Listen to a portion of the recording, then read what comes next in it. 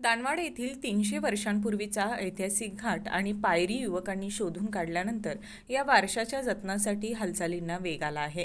या घाटाच्या डागडुजीसाठी तातडीनं 10 लाख रुपयांचा निधी देण्यात येणार असून पुढील विकास कामांसाठी 5 कोटी रुपयांचा प्रस्ताव सादर करण्यात आल्याची माहिती आमदार राजेंद्र पाटील यड्रावकर यांनी दिली.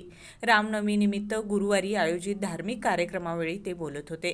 दानवाड येथील ऐतिहासिक राधाकृष्ण मंदिर, घाट आणि पायऱ्यांच्या सुशोभीकरणासाठी निधी जाहीर करण्यात आला आहे. यामुळे गावातील ऐतिहासिक आणि पर्यटन वारसा जतन करण्यास मोठी चालना मिळणार आहे. काही दिवसांपूर्वी गावातील युवकांनी जेसीबीच्या सहाय्याने सुमारे 300 वर्षांपूर्वीचा घाट आणि पायरी शोधून काढली होती. या उपक्रमामुळे परिसरात ऐतिहासिक वारशाबद्दल नव्यानं जागरूकता निर्माण झाली आहे. रामनवमीनिमित्त कृष्णा नदीपर्यंत आकर्षक विद्युत रोषणाई करण्यात आली होती. सकाळी श्रीराम जन्मोत्सव साजरा करण्यात आला. तसेच भाविकांसाठी महाप्रसादाचं आयोजन करण्यात आलं होतं.